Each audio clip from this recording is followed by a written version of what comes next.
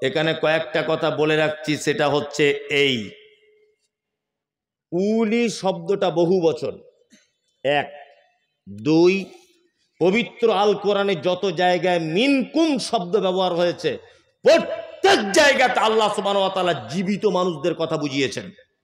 প্রমাণ এই দেখুন, আল্লাহ তাআলা বলছেন ওমান কানা মিনকুম মারিজান আও আলা সাফারিন ফাইদ্দাতুম মিন আইয়ামিন উখর। আল্লাহ বলছেন রমজানের ভিতরে যদি তোমাদের ভিতরে কেউ অসুখে পড়ে যায়, কেউ যদি সফর অবস্থায় থাকে, তাহলে অন্য দিন গণনা করে পূরণ করে দিবে। অন্য দিনে এই দিনটার গণনা কি করবে? পূরণ করে দিবে। আচ্ছা বলুন তো, আল্লাহ এখানে জীবিত মানুষদের কথা বললেন না মৃত মানুষদের? জীবিত মানুষদের। মিনকুম তোমাদের ভিতরে রমজান মাসে যদি কেউ অসুখে পড়ে, যদি কেউ এখান থেকে কলকাতা যায়, এখান থেকে যদি কেউ দিল্লি বোম্বাই সফর যদি করে, তাহলে সে কি করবে? এই দিন রোজা নষ্ট করে দিয়ে অন্য দিন কি করবে? পূরণ করে দিবে। তাহলে আল্লাহ এই আয়াতটা জীবিত মানুষদের ব্যাপারে বললেন না মৃত মানুষদের? জীবিত মানুষদের। তার মানে আল্লাহ তাআলা বলছেন মিনকুম উলিল আমরি মিনকুম, তোমাদের ভিতরে যারা উপস্থিত নেতা রয়েছে তাদের আনুগত্য করো, এক। আর দ্বিতীয় কথা হচ্ছে উলি শব্দ যখন বহু বচন, তার মানে এখানে একক কোনো নেতার আনুগত্য করা যাবে না, নেতা অনেকজন হতে পারে। কি বললাম বুঝলেন? আরে ওই জন্য তো আমরা আহলে হাদিসরা বলি ইমাম আহমদ বিন হাম্বল, ইমাম শাফি, ইমাম মালিক, ইমাম আবু হানিফা সকলকে আমরা মানি যদি ওনাদের কথাগুলো মুহাম্মদ সাল্লাল্লাহু আলাইহি ওয়াসাল্লামের কথা হয়। কি বলছি বুঝতে পারছেন? আর ও বলছে আমি ইমাম শাফিকে মানি না।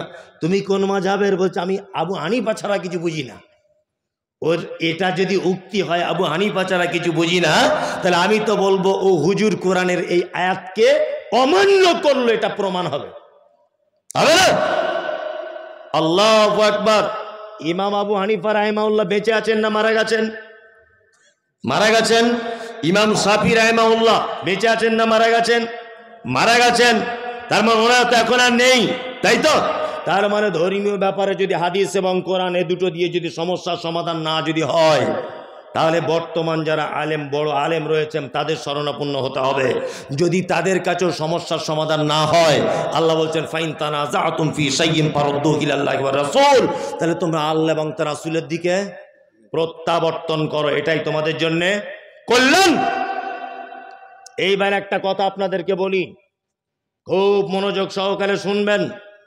আল্লাহ নবী সাল্লাল্লাহু আলাইহি ওয়াসাল্লাম পৃথিবী থেকে চলে গেছেন কত হিজরিতে? কারো জানা আছে? 11 হিজরিতে। কত? 11। ইমাম আবু হানিফা, যাকে বলা হয় ইমামে আজম বলা হচ্ছে, ইমামে আজমের জন্ম হয়েছে 80 হিজরিতে। কত? 80। তার মানে আল্লাহ নবী সাল্লাল্লাহু আলাইহি ওয়াসাল্লাম চলে যাবার কত বছর পরে জন্ম? 69 বছর পরে। নিশ্চয় ইমাম আবু হানিফা রাহিমাহুল্লাহ মায়ের পেট থেকে তিনি ইমাম হননি, মিনিমাম 10 বছর পড়াশোনা করতে হয়েছে, তাই না? তারপর ইমাম হয়েছে।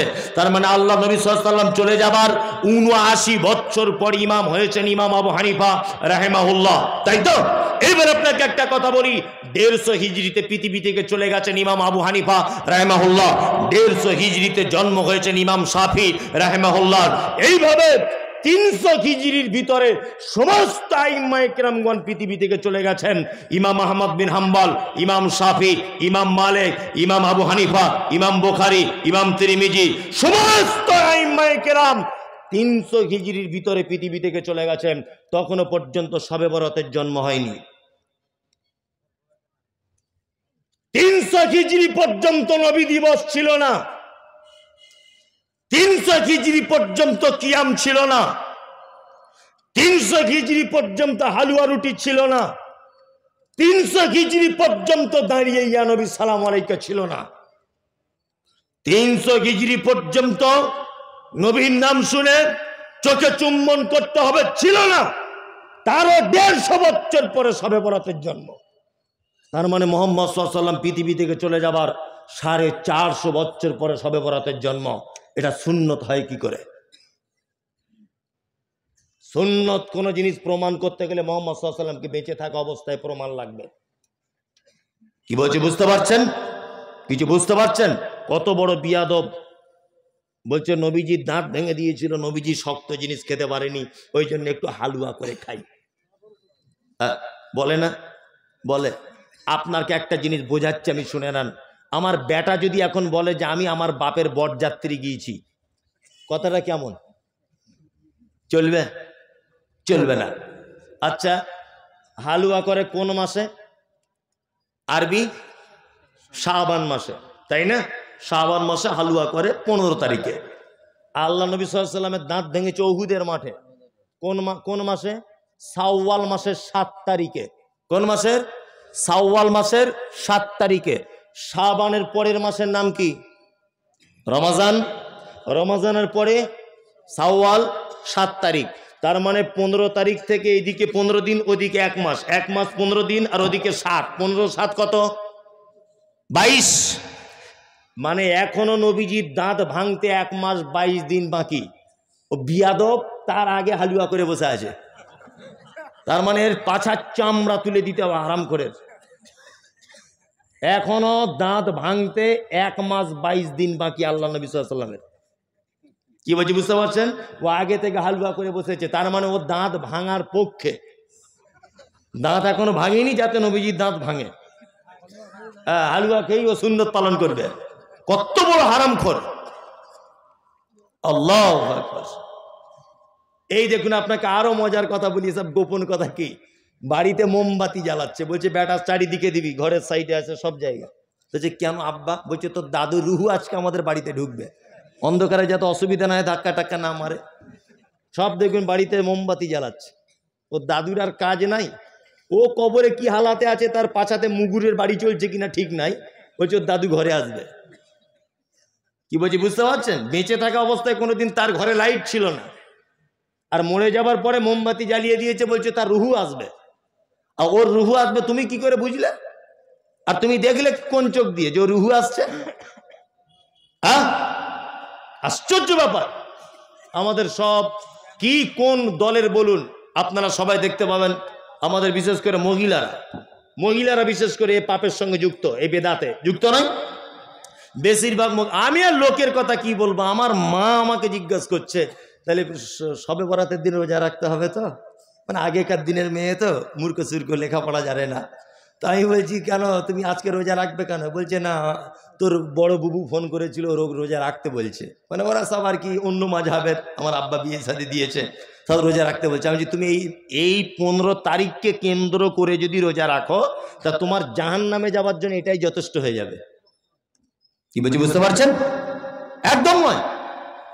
কেন? যারা প্রত্যেক মাসে মাসে 3 দিন রোজা রেখে অভ্যস্ত তারা রাখবে। কেউ যদি ঢং করে বলে সবে বরাতের দিন 15ই শাবানে সিয়াম পালন করতে হবে, তাহলে এটা বেদাত। আর মুহাম্মদ সাল্লাল্লাহু আলাইহি ওয়াসাল্লাম কি বলেছেন? কুল্লু বিদাতিন দালাল ওয়া কুল্লু দালালাতিন ফিন্নার। প্রত্যেক নতুন আবিষ্কৃত ইবাদত হচ্ছে ভ্রষ্টতা। প্রত্যেক ভ্রষ্টতাকারী স্থান ফি মধ্যে, নার মানে আগুন, আগুনের মধ্যে। আল্লাহু আকবার। আল্লাহ তুমি আমাদের সহিহ হাদিস এবং কোরআন মোতাবেক চলার তৌফিক দান করো, বলুন আমিন। আমিন। হুজুরের কথা ইসলাম চলবে না আমার আপনার কথাই চলবে, না কোরআন এবং হাদিসের কথাই চলবে? কোনটা? কোরআন এবং হাদিসের কথাই চলবে। কোনো এক জায়গায় বক্তব্য রাখতে রাখতে আমি বলেছি, জানাজা করতে গেছি কোনো এক জায়গায়, তো একটা চাচা বলছে সবাই দোয়া বলুন, মিনহা খালাকনাকুম ওয়া ফিহা নুঈদুকুম ওয়া মিনহা নুখরিজুকুম তারাতান উখরা। আমি জোরে জোরে বলে দিচ্ছি এই দোয়া চলবে না, বিসমিল্লাহ বলে দেন। চাচা তখন বলছে মুমতাজুল ইসলামের মতো বদমাশ মৌলভী সাহেব জগতে নাই। বলছি কেন চাচা, কি হলো তোমার? তুমি কত দূর লেখাপড়া শিখেছো? কোরআনের আয়াত মিনহা খালাকনাকুম বললে অসুবিধা কোথায়? বললাম চাচা কোরআনে আছে বলে সব জায়গায় যে বলা লাগবে, তুমি এটা বুঝলে কেমন করে? বলছে কোরআনের আয়াত মানে সব জায়গাতে বলা যাবে। তাহলে তোমার বড় বেটার নাম ফেরাউন রাখো, এটা তো ফেরাউন কোরআনে আছে। বলছে ওটা কেমন কেমন হচ্ছে না? যে কেন কেমন কেমন? তোমার বড় বেটার নাম রাখতে পারতে ফেরাউন, ছোট বেটাটার আবুল আহাব রাখতে পারতে। আবুল আহাবের নামও তো কোরআন মাজিদে এসেছে, তাই না? তার মানে বোঝা যায় কোরআন মাজিদে আছে বলি যে সব জায়গায় বলা যাবে তা নয়। রুকুতে গেলে কি বলি? সুবহান রাব্বিয়াল আজিম। এইটার পরিবর্তে কেউ যদি বলে কুল হুয়াল্লাহু আহাদ আল্লাহুস সামাদ, নামাজ হবে না থাকবে না যাবে? নামাজ বাতিল হয়ে যাবে। কেন? সুবহান রাব্বিয়াল আজিমের থেকে তো কুলহুটা আরো ভালো, ভালো না? কেন নামাজ বাতিল হবে কেন? মানে ওই জায়গাটায় ওইটা সিস্টেম নাই। তাই ওই জন্য সকল দিনই ভাই ও বোনেদের কাছে বিনীত অনুরোধ, আল্লাহ তাআলার ভাষা শুনুন। আল্লাহ বলছেন ইত্তাবিউ, তোমরা আনুগত্য করো, মা উনজিলা ইলাইকুম মির রাব্বিকুম, রবের পক্ষ থেকে যেটা অবতীর্ণ করা হয়েছে অর্থাৎ আল কোরআন। আর অন্য আয়াত অনুযায়ী বোঝা যায় মুহাম্মদ সাল্লাল্লাহু আলাইহি ওয়াসাল্লামের কথাবার্তা, সহিহ হাদিস, এই দুটো ছাড়া আর আমল করার মতো বা মান্যতার যোগ্য কোনো বই পৃথিবীতে আর নাই। এইবার আপনাদেরকে মজার কয়েকটা কথা বলে দিই, দিয়ে চলে যাব। এক, আল্লাহ তারপরে বলছে ওয়ালা তাত্তাবিউ মিন দুনিহি আউলিয়া, আর ওলিয়া আউলিয়াদের আনুগত্য করবে কি না? এই আল্লাহর ওলি বুঝেন তো কাদের বলে? আল্লাহর ওলি হওয়া সহজ না কঠিন? এই বলছে কঠিন, ওনাকে ভাবানো হয়েছে কঠিন। আমাদের কেমন করে বলে, আল্লাহর ওলি কেমন করে ডেফিনিশন কেমন করে দেয় আমাদের সামনে জানেন তো? ও ভাইরা, ও মায়েরা, অমুক জায়গার একটা আল্লাহর ওলি ছিল, 30 বছর বিয়ে শাদী করেনি, গোপগুলো বড় বড়, এত আল্লাহর প্রেমিক ছিল।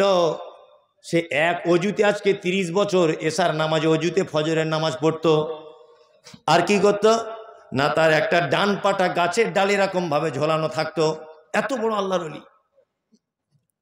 ও বন্ধুরা, আমাদের অমুক জায়গার একটা বড় ওলি ছিল, এত বড় আল্লাহর ওলি, সুন্দরবন বেড়াতে গেছে, নৌকায় করে যখন যাচ্ছে আল্লাহর ওলি, তখন একটা বাঘ এসে নৌকাতে ঝাঁপ দিয়ে পড়েছে খাবে বলে। ওলি তখন বলছে চাই বিয়াদব কোথাকার, আমি আল্লাহর ওলি আর আমাকে খেতে এসেছিস? বাঘ তখন বলছে হুজুর নমস্কার, আপনি যে পীর সাহেব আমি ব্যাপারটা বুঝতে পারিনি। নিয়ে বাঘ চলে গেল জঙ্গলে।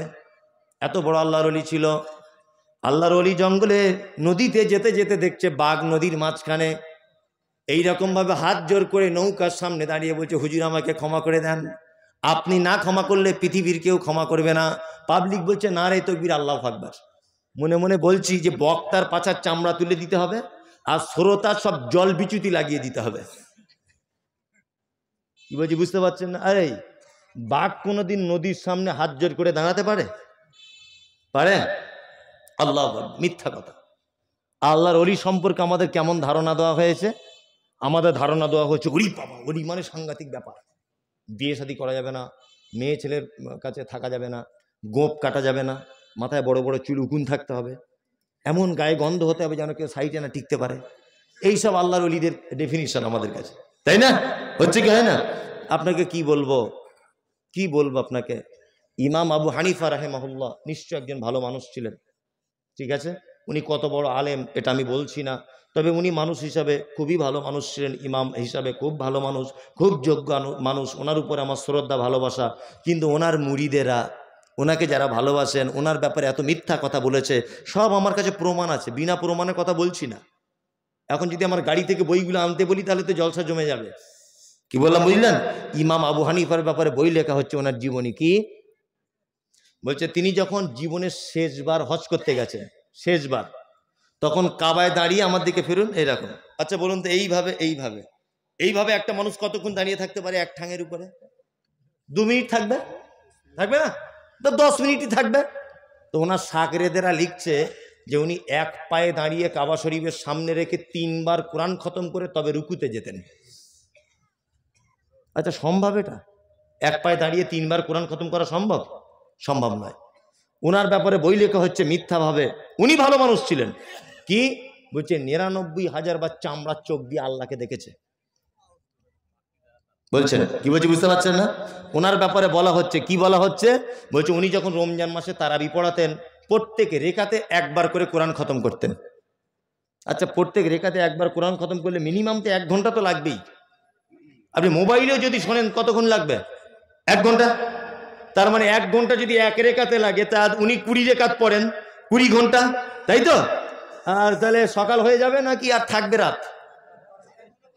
হ্যাঁ, আশ্চর্য ব্যাপার। এইসব ব্যাপার ওনার ব্যাপারে বলা হচ্ছে, আর বলছে না রে তাকবীর আল্লাহু আকবার। মানে বক্তাও মানে যেমন, শ্রোতাও তেমন। আল্লাহর ওলি আপনাদেরকে মজার কথা বলি, আল্লাহর অলি হওয়া পৃথিবীতে যত কাজ আছে সব থেকে সহজ। অলি মানে দুটি কথা বলে দিই। অলির এক নম্বর মানে হচ্ছে অভিভাবক। আল্লাহ বোঝাতে চাইছেন অলা তাত্তাবিউ, তোমরা আনুগত্য করো না, মেনে চলো না, মিন দুনি কি আমাকে ছাড়া, আউলিয়া অলি আউলিয়াদের, তাই তো? অলি এক বচন, আউলিয়া বহু বচন। অলির শব্দের অর্থ হচ্ছে অভিভাবক।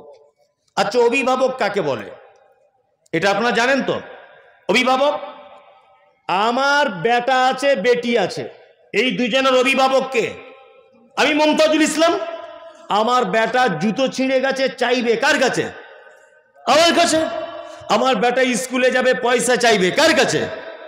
আমার কাছে। আমার বেটির স্কুল ব্যাগ নেই, চাইবে কার কাছে?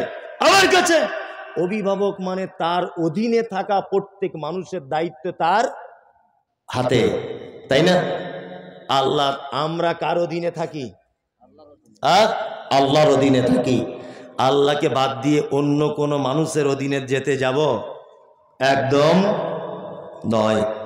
এইবার আপনাদেরকে একটা কথা বলি, আমাদেরকে অলি দুই প্রকারের। কয় প্রকার? দুই।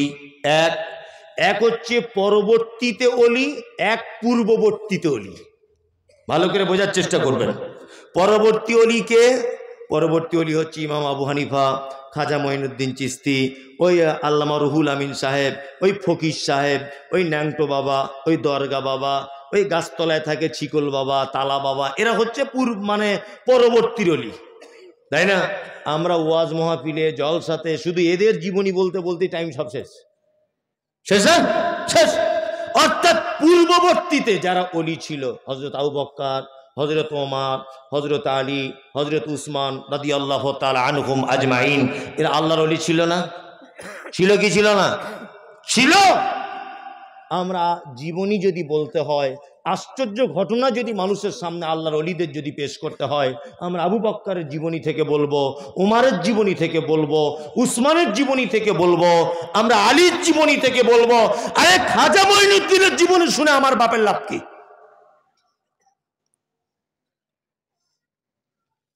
ফুরফুরা শরীফের পীর সাহেব দাদা হুজুর, ওনার জীবনী শুনে আমার লাভ কি? ইমাম আবু হানিফার জীবনী শুনে আমার লাভ কি? কোনো লাভ নেই। 3 ঘন্টা ধরে বক্তব্য রাখছে শুধুমাত্র খাজা মঈনুদ্দিন চিশতির জীবনী দিয়ে। কে বলেছে বক্তব্য রাখতে খাজা মঈনুদ্দিন চিশতির জীবনী দিয়ে? এই জীবনী শুনলে কোনো নেকি হবে? 10 পয়সা নেকি নেই। পৃথিবীতে 4 শ্রেণীর মানুষ আল্লাহ তাআলার পক্ষ থেকে প্রাইজ প্রাপ্ত। এক, আনা আমাল্লাহু মিনান নাবিয়্যিনা ওয়াস সিদ্দিকিনা ওয়াশ শুহাদা'i ওয়াস সালিহিন। এক, নবীগণ। 2, সাহাবায়ে কিরামগণ। 3, শহীদগণ। 4, সালিহিন, সৎ কর্মপরায়ণ যারা, তারা। এই 4 শ্রেণীর মানুষ ছাড়া তৃতীয় কোনো ব্যক্তির আর গল্প শোনা যাবে না। চলুন, আল্লাহর অলি মানে আশ্চর্য ঘটনা, আমরা যেটা জানি, তাই না? জি, সাহাবীদের জীবনে আশ্চর্য ঘটনা ঘটেনি? ঘটেছে। আপনাকে চমৎকার চমৎকার কয়েকটা ঘটনা বলি, মরা মানুষের মতো আপনি বসুন।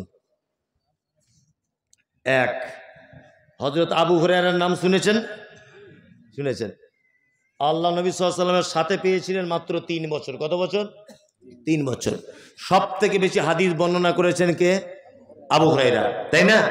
হাদিসের পাতা উল্টালে আনাবি হুরায়রাতা, আনাবি হুরায়রাতা, আনাবি হুরায়রাতা, সব জায়গাতে। আর মহিলাদের মধ্যে আনা আয়েশাতা রাদিয়াল্লাহু তাআলা আনহা, আনা আয়েশাতা রাদিয়াল্লাহু তাআলা আনহা। মহিলা সাহাবিয়াতদের ভিতরে আয়েশা, আর পুরুষদের ভিতরে আবু হুরায়রা অধিক হাদিস বর্ণনা করেছেন, তাই তো? চমৎকার ঘটনা, আপনার গায়ের লোম খারাপ হয়ে যাবে শুনলে। হযরত আবু হুরায়রা বলছেন, আমি নতুন ইসলাম কবুল করলাম, নতুন ইসলাম কবুল করলাম। আসহাবে সুফফাতে বসবাস করতাম। কোথায়? আসহাবে সুফফাতে। আসহাবে সুফফাদের খাওয়া দাওয়া কিছু থাকতো না। অন্যান্য সাহাবীরা হাদিয়া দিলে খেতেন, না তোবা চুপচাপ মেরে বসে থাকতেন।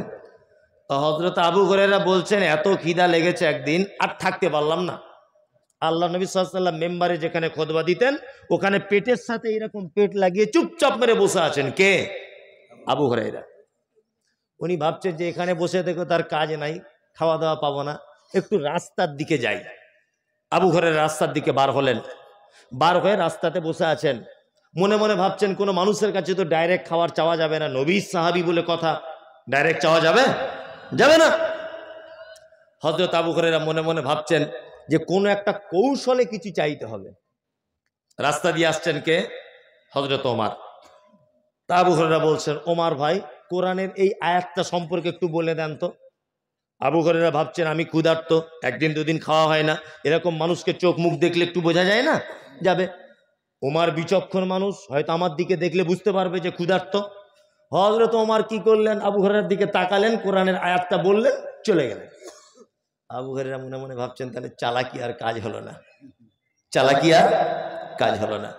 দ্বিতীয়বার আসছেন কে? আবু বকর সিদ্দিক রাদিয়াল্লাহু তাআলা আনহু। তিনি আসছেন। হযরত আবু হুরায়রা একই ঘটনা, আবু বকর বুঝতে পারলেন না, চলে গেলেন। তৃতীয়বারে এসছেন কে? বিশ্ব নবী জনাবে রাসূলুল্লাহ সাল্লাল্লাহু আলাইহি ওয়াসাল্লাম এলেন। আসার পরে আবু হুরায়রার দিকে তাকিয়ে মুচকে হেসে বলছেন, আবু হুরায়রা কি খবর? কি খবর? খিদে পেয়েছে তাই তো, চলো আমার সাথে চলো। আবু হুরায়রা নিজে বর্ণনা করছেন, আল্লাহ রসুল হাঁটছেন, আমি আল্লাহ রসুলের পিছনে পিছনে হাঁটছি। আল্লাহ রসুল বাড়ির ভিতরে চলে গেলেন, যাওয়ার পরে আমার জন্য বলছেন, আবু হুরায়রা আরে বরকতের খাবার হাদিয়া চলে এসেছে আজকে। আল্লাহু আকবার। কি? এক পেয়ালা দুধ। আবু হুরায়রা মনে মনে ভাবছে এক পেয়ালা দুধে তো আমার পেটের এক কোনায় পড়ে থাকবে। আল্লাহ নবী বলছেন, আবু হুরায়রা এক কাজ করো, আসহাবে সুফফাতে যতজন সাহাবী আছে সব সাহাবীকে ডেকানো যাও। আবু হুরায়রা তো মন আরো খারাপ, এক পেয়ালা দুধ, আল্লাহ রাসূল আবার আমাকে না দিয়ে আবার অন্যান্য সাহাবীদেরকে ডাকতে বলছেন, এ কেমন কথা? কি বললাম বুঝলেন? কেউ কেউ মত প্রকাশ করেছে যে আসহাবে সুফফাতে তখনকার দিনে প্রায় 150 জনের কাছাকাছি সাহাবী ছিল, তবে এ মত সঠিক নয়। কি বললাম বুঝলেন? 150 জনের কাছাকাছি, আর 150 জন বাদ দেন, 50 জন ধরুন সাহাবী। নবীজি বলেছেন আবু হুরায়রা তো দেরি করতে পারছেন না, চট জলদি চলে গেলেন, আসহাবে সুফফা সব সাহাবীকে আনলেন। আল্লাহ নবী সাল্লাল্লাহু আলাইহি ওয়াসাল্লাম আসহাবে সুফফা সাহাবীদেরকে আনলেন বাড়িতে ডেকে, আর পেয়ালাটা আবু হুরায়রাকে দিয়ে বললেন সবাইকে একবার একবার করে পান করতে বলো। আবু হুরায়রা একজনকে যখন পেয়ালা দিয়েছে মনটা খুব খারাপ, যে আল্লাহ রসুল যদি আমাকেও প্রথম পেয়ালাটা দিত তবু এক হতো, এই যা কেস, তাহলে আমি আর দুধ পাবো না। আবু হুরায়রা বলছেন এক এক এক এক করে দুধ আমি পান করাতে লাগলাম। একদম সহি হাদিস এটা, এক এক করে সব সাহাবীর দুধ পান করা হয়ে গেল। আল্লাহ রসুল এবার আবু হুরায়রাকে বলছেন, আবু হুরায়রা তুমি দুধ পান করো। আবু হুরায়রা তখন খুব লোভে লোভে আর কি দুধ পান করছেন, দুধ পান করে পেট ভর্তি। তখন আল্লাহ রসুল সাল্লাল্লাহু আলাইহি ওয়াসাল্লাম আবার বলছেন, আবু হুরায়রা আবার পান করো। আবু হুরায়রা বলছেন, আল্লাহ রসুল আমার তো আর পজিশন নাই। আবু হুরায়রা আবার একটু পান করলেন। আল্লাহ রসুল বলছেন, আবু হুরায়রা আবার করো। আবু হুরায়রা বলছে, আল্লাহ রসুল আর কোনো মতেই জায়গা খুঁজে পাচ্ছি না, পেটে আর জায়গাই নাই। কি বলছি বুঝতে পারছেন না? আল্লাহ নবী সাল্লাল্লাহু আলাইহি ওয়াসাল্লাম নিজে দুধ পান করলেন। এবার আপনাকে আমি বলছি, এক পেয়ালা দুধ 100 থেকে 150 জন মানুষ খাওয়া সম্ভব না অসম্ভব? আল্লাহ চায় সম্ভব, ওটা আলাদা বিষয়। দুনিয়াবি দৃষ্টিতে সম্ভব না অসম্ভব? অসম্ভব। প্রথমত কথা মনে রাখতে হবে যে এটা নবীজির একটা মুজিজা। এক। দুই, এই ঘটনা থেকে শিক্ষা নেন। 2 নম্বর শিক্ষা কি? সাহাবীদের ভিতরে এবং নবীজিদের ভিতরেও অলৌকিক কিছু ঘটনা ঘটে ছিল। নাম্বার 3, মুহাম্মদ সাল্লাল্লাহু আলাইহি ওয়াসাল্লামের চরিত্রে দেখুন, আল্লাহর নবী তো চাইলে, তখনকার দিনে তিনি নেতা, নেতা না নেতা, তখন তিনি চাইলে তো ঘরের ভিতরে টুক করে দুধটা পান করে নিয়ে আবু হুরায়রাকে বলতে পারতেন ঘরে কিছুই নাই, বলতে পারতেন না? নতবা এটা তো করতে পারতেন, নিজে পান করতেন, আবু হুরায়রাকে পান করতেন, দিয়ে শেষ করে দিতেন, তাই না? তার মানে বোঝা যাচ্ছে নেতা শুধু হলে হবে না, নেতার অধীনে যত মানুষ থাকবে সবাইকে ভাগ বিলি বন্টন করে তবে খেতে হবে, তাই না? আমাদের নেতারাও তাই করে, তো তাই করে, পায়খানা ঘরের টাকা মেরে খেয়ে নিয়েছে। আশ্চর্য ব্যাপার। হ্যাঁ, সরকার পায়খানা করার জন্য টাকা দিয়েছে 3000, ওতেও দেখছি ও মোটামুটি খেয়ে নিয়েছে 900 টাকা, 2500। আশ্চর্য, গরিব মানুষের একটা ঘর এসেছে, গরিব মানুষের, সরকার টাকা দিয়েছে, ও আবার রাতের অন্ধকারে গিয়ে বলছে 10,000 যদি না দিবি তোর নাম কেটে ফটিকের নাম তুলে দিব।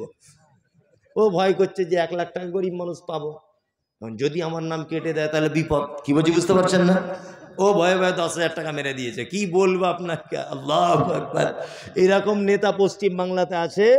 একজন মানুষ মর্মান্তিক অবস্থা, মারা যাচ্ছে, নার্সিংহোমে নিয়ে যাওয়া হলো, তা নার্সিংহোমে ভর্তি নিচ্ছে না।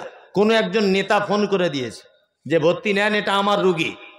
যখন নার্সিংহোম থেকে বার হচ্ছে রুগী, বিল হয়েছে 30,000। গরিব মানুষ দিতে পারছে না, যে আমি দিতে পারবো না, 30,000 আমার পক্ষে সম্ভব নয়। তখন নার্সিংহোমের মালিক বলছে আপনি যদি ডাইরেক্ট আমাকে ফোন করতেন তাহলে ওটা 20,000 হয়ে যেত। আপনি যাকে দিয়ে ফোন করিয়েছেন ওর জন্য 10,000 রাখতে হবে যে। এই হচ্ছে নেতার চরিত্র। এরকম নেতা আছে? আল্লাহু আকবার, আল্লাহু আকবার। এটা আমাদের নেতাদের চরিত্র। আমি পৃথিবীতে এরকম নেতা দেখিনি যে জোর করে বলে আমার টিকিট না দিলে পার্টি পরিবর্তন করে দিব, আছে না? আল্লাহু আকবার। এই তো পঞ্চায়েত ভোটে প্রধান হবে, একটা গ্রামের মেম্বার হবার জন্য 10 লাখ 15 লাখ টাকা দিয়ে টিকিট কিনেছে না? কেন এত টাকা দিয়ে টিকিট কিনতে হয় কেন? মানুষ বুঝে না? আগে আন্ডার প্যান্ট পরে ঘুরতে, এখন বুলেট গাড়িতে ঘোরে। টাকা কি ওর ছাপাখানা, ওর বাপের কল আছে? মানুষ বোঝে না। আগে ওকে মানে কেউ চিনত না ওকে, আগে বাজারের লোক। এখন 4 চাকা গাড়ি করে ঘুরছে, মানুষ বুঝে না এগুলো টাকা কোথা থেকে আসে। ও কি, কোন প্রফেসর, কোন কলেজে চাকরি করে, এত টাকার মালিকও বর্তমানে। হ্যাঁ, এই করছে নেতার চরিত্র। আর আমরা মানুষ এই নেতাদের ব্যাপারে ভোটের আগে কি স্লোগান দিই? আমাদের নেতার চরিত্র ফুলের মতো পবিত্র, এবার ভোটে জিতবে কে অমুক ছাড়া আবার কে। তুমি যে নেতার সার্টিফিকেট দাও তার চরিত্র ফুলের মতো পবিত্র। ও সকালে একরকম কথা বলে, বিকেলে আর এক রকমের বলে। বড় ভাইকে একরকম কথা বলে, ছোট ভাইকে একরকম নিয়ে ঝামেলা লাগিয়ে দেয়। বিচার করার সময় দুজনের কাছে টাকা খেয়েই বলে তোর পক্ষেই রায় দিয়ে দেবো। এই হচ্ছে বর্তমান অবস্থা নয়? অথচ বিশ্ব বরেণ্য মুহাম্মদ রাসূলুল্লাহ সাল্লাল্লাহু আলাইহি ওয়াসাল্লাম নেতার চরিত্র, এক পেয়ালা দুধ ভাগ বিলি বন্টন করে খাচ্ছেন। কি বললাম বুঝলেন? চলুন, এ হাদিসের এটা শিক্ষা। দ্বিতীয় আর একটা চমৎকার ঘটনা আপনাদের সামনে পেশ করছি, অলৌকিক ঘটনা যেটা সাহাবীদের ভিতরে ঘটেছে। এক খন্দকের যুদ্ধ হয়েছিল, নাম শুনেছেন? খন্দকের যুদ্ধ। আল্লাহ নবী সাল্লাল্লাহু আলাইহি ওয়াসাল্লাম খন্দকের যুদ্ধের ব্যাপারে খুব চিন্তিত ছিলেন, খুব চিন্তিত। কারণ এইদিকে বেরোন, খন্দকের যুদ্ধের পজিশনটা প্রথমে আপনাকে বলি, বুঝতে সুবিধা হবে। এই গ্রামটার নাম কি? কিশোরীতলা। কিশোরীতলা হচ্ছে এইখানে মুসলিমদের ঘাঁটি, আর পলাশিতে হচ্ছে মুশরিকদের ঘাঁটি। ভালো করে বুঝবেন। আর যুদ্ধটা হবে কোথায়? না, যুদ্ধটা এই জায়গাটাতেই হবে, ধরে নেন এই জায়গাটাতেই হবে যুদ্ধটা। মুসলিমরা সংখ্যায় কম, মুশরিকরা সংখ্যায় বেশি। আল্লাহ নবী সাল্লাল্লাহু আলাইহি ওয়াসাল্লাম চিন্তা করছেন তাহলে আমার সাহাবীগুলোকে সব শেষ করে দিবে মেরে। কি করা যায়? সালমান ফার্সি বলে একজন যুবক ইয়াং সাহাবী আল্লাহ নবীকে বলছেন, আল্লাহ নবী এক কাজ করলে হয় না? বলছে কি? বলছে আমাদের আর ওদের মাঝখানে একটা খাল যদি আমরা কেটে দিই। এই ঘটনাটা মন দিয়ে শুনুন। খাল যদি কেটে দিই তাহলে মনে হয় ভালো হবে। আল্লাহ রাসূল বলছেন খাল কেটে দিলে উপকার কি? বলছে ওরা যদি আমাদেরকে আঘাত করতে আসে তাহলে খালে নেমে উঠে তবে তো আমাদেরকে মারবে। ওরা যখন খালে নামবে উপর থেকে আমরা আঘাত করব। আল্লাহ রাসূল সাল্লাল্লাহু আলাইহি ওয়াসাল্লাম বলছেন ঠিক, ঠিক বলেছো তুমি। চলো চলো সাহাবীরা চলো, খাল খুঁড়তে হবে, চলো। বাড়ি থেকে দা, কুড়ুল, গাঁইতি, যার যেমন মালপত্র আছে সাহাবায়ে কেরামগণ সব খন্দকের পরিখা খনন করতে গেলেন। বিশ্বনবী গলার আওয়াজ উঁচু করে দিয়ে বললেন, এই খন্দকের যুদ্ধ যতদিন না পর্যন্ত শেষ না হবে একজন সাহাবী বাড়ি যেতে পাবে না। দুই নম্বর যারা নতুন বিবাহ করেছে প্রয়োজনে তারা শুধু বাড়ি যাবে, আর কেউ বাড়ি যাবে না। গর্ত খনন করার কাজ চলছে। আল্লাহু আকবার। মক্কা মদিনা আপনারা জানেন পাথরিয়া জমিন, সাহাবেগণ গাঁইতি মারছেন, খুব জোরে জোরে গাঁইতি চালাচ্ছেন, পাথরগুলো ভেঙে টুকরো টুকরো হয়ে মাটি খুঁড়ছেন সাহাবা একরামগণ। আল্লাহ নবী সাল্লাল্লাহু আলাইহি ওয়াসাল্লাম নিজে এখানে উপস্থিত ছিলেন। সাহাবীগণ বলছেন যে একটা পাথরের উপরে গাঁইতি মারছি, পাথরটা ভাঙতে পারছি না, এত বড় পাথর। সহিহ হাদিস থেকে বলছি ঘটনা, এত বড় পাথর। সাহাবীগণ বললেন আমাদের দ্বারা সম্ভব নয়, আল্লাহর নবীকে একটু ডেকে আনলে হয় না? নবীজি যদি হাতুড়ি দিয়ে মারেন হয়তো ভেঙে যেতে পারে। বিশ্বনবীকে ডাকা হলো। বিশ্বনবী মুহাম্মদ রাসূলুল্লাহ সাল্লাল্লাহু আলাইহি ওয়াসাল্লাম এলেন, হাতে একটা গাঁইতি, কুরুল, কোদাল কিছু একটা নিয়ে পাথরের উপর আঘাত করলেন। সমস্ত সাহাবীরা যে পাথর ভাঙতে পারছিলেন না, নবীজি একবার আঘাত করার পরে একদম ধুলোর মতো উড়ে চলে গেল পাথর। হযরতে জাবের বলে একজন সাহাবী, তিনি বলছেন যে আল্লাহ রাসূল সাল্লাল্লাহু আলাইহি ওয়াসাল্লাম পাথরে মারার জন্য যখন হাত তুললেন, আমি নবীজির পেটের দিকে তাকিয়ে দেখলাম নবীজির পেটে পাথর রাখা আছে। হযরতে জাবের এই দৃশ্য দেখে নবীজিকে জিজ্ঞেস করে বলছেন, আল্লাহ রাসূল, আগে তো কোনোদিন দেখিনি আপনার পেটে পাথর, আজকে কেন? বিশ্বনবী বললেন, জাবের, আসলে এত খিদা লেগেছে যে সহ্য করতে না পেরে পেটে পাথর রেখেছি, যাতে পেটটা একটু ভারী ভারী অনুভব হয়, কষ্ট কম হবে। আল্লাহু আকবার।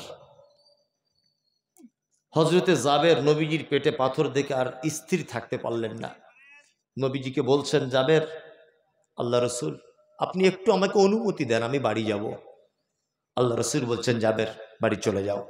হযরতে জাবের বাড়ি গেলেন, বিবিকে ডেকে বলছেন, তাড়াতাড়ি করে এসো। আশ্চর্য ঘটনা, আমি নিজে চামড়ার চোখে দেখলাম বিশ্ব নবীর পেটে পাথর রাখা আছে।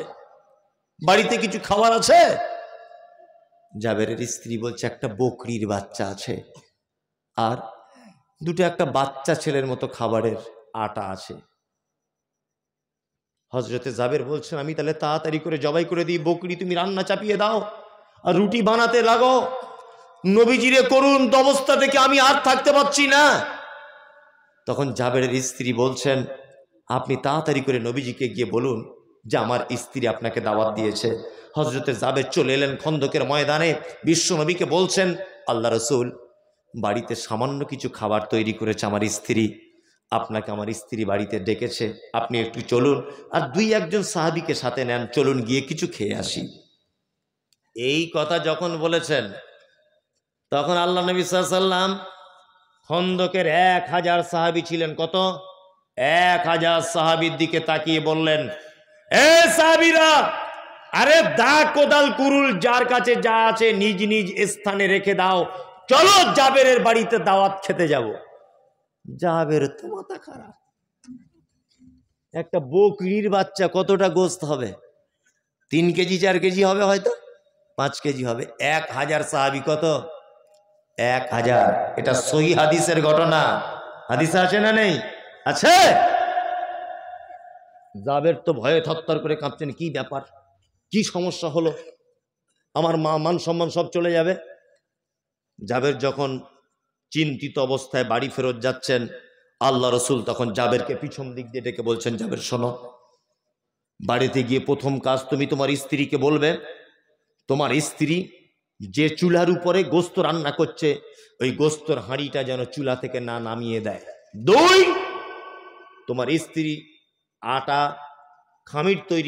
খমির করে যেটা রুটি পাকাচ্ছে, রুটির পাত্রে যেন চুলা থেকে না নামায়। আমি যাচ্ছি, জাবের চলো। তখন হযরতে জাবের বাড়িতে এসে খুব মন খারাপ, স্ত্রীকে ডেকে বলছেন, সর্বনাশ হয়ে গেছে, ঘটনা এই, আমি আল্লাহর নবীকে দাওয়াত দিয়েছি আর নবীজি 1000 সাহাবীকে দাওয়াত দিয়েছেন। জাবেরের স্ত্রী তখন বলছেন, চিন্তার কোনো কারণ নেই, আপনি দাওয়াত দিয়েছেন কাকে বলুন? তো বলছে, আমি দাওয়াত দিয়েছি আল্লাহর নবীকে। বলছি 1000 সাহাবীকে দাওয়াত দিয়েছে কে? বলছে নবীজি নিজে।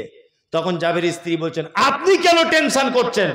আপনি নবীজির দায়িত্ব দিয়েছেন, দাওয়াত করেছেন, নবীজির টেনশন করুন। নবীজি 1000 সাহাবীর দাওয়াত দিয়েছেন, ওটা নবীজি বুঝবেন, তুমি কেন টেনশন করছো? ওই জন্য বারবার বলি, বুদ্ধিমান মেয়েকে বিয়ে করবেন। বিয়ে করার সময় কি করা লাগবে? বুদ্ধিমান মেয়েকে বিয়ে করতে হবে, আল্লাহওয়ালি মেয়েকে। আর আমরা আল্লাহু আকবার। চামড়া পরিষ্কার বলছে খুব পছন্দ, খুব। কি বললাম বুঝলেন না? আমাদের বেটা বেটি দেখতে যাওয়ার নিয়ম কি? গিয়ে বেটার বাপ বলছে মা তোমার নাম কি? বলছে শেফালি খাতুন। শেফালি? আর শেফালি, আচ্ছা তোমার ভাই আছে মা? না আমার ভাই নেই, আমি বাপের একটা বেটি। তোমার আব্বা কি করে? না আমার আব্বার ওই বাজারে 4টে দোকান আছে, আর আমার আব্বার 4টে লরি আছে। বলছে তাই নাকি? বলছে হ্যাঁ। মানে ও ভাবছে মনে মনে যে ওর বাপের 4টে লরি আর 4টে দোকান, মানে ওর বাপের বয়স হয়ে গেছে, ওর বাপ মরে গেলেই সব জমি আর গাড়ি আমার বেটার হয়ে যাবে। ও এইটা ভাবছে, খুব পছন্দ। মেয়েটাকে তখন লাস্টে জিজ্ঞেস করছে মা তুমি পড়াশুনো করেছো? বলছে হ্যাঁ বিএ পাস করে। বলছে আর কলেজে টলেজে যাও না? বলছে না কলেজে আর যাচ্ছি না। বলছে তাহলে এখন কি করছো? বলছে এখন মাঝে সাঝে টিকটকে ভিডিও করে ছাড়ি। চাচা বাড়ি এসে ওর বউকে বলছে সাংঘাতিক বৌমা দেখেছি গো। বলছে কেমন বৌমা? বলছে শুধু বৌমা না, টিকটকের নায়িকাও বটে। মোবাইলটা খুলে দেখো, বাড়ি এলে ছেলেকে বলবে টিকটকের নায়িকা। চামড়া পরিষ্কার, দেখতে খুব সুন্দরী। চামড়া পরিষ্কার বলে সুন্দরী নয়। আল্লাহ নবী সাল্লাল্লাহু আলাইহি ওয়াসাল্লাম বলেছেন নারীকে 4টে গুণ দেখে বিয়ে করো। কটা? 4টে বৈশিষ্ট্য। এক, সে সুন্দরী কিনা। এখানে একটা প্রশ্ন আলেম ওলামার আজও পর্যন্ত বলেছে কি জানা নেই। সুন্দরী বলতে কি? যে মেয়েটা দাঁত উঁচু, চোখটা টেঁড়া, ওই মেয়েটা আল্লাহ নবী সাল্লাল্লাহু আলাইহি ওয়াসাল্লামের এই হাদিসের উপর আঙুল তুলতে পারে কি পারে না? পারে।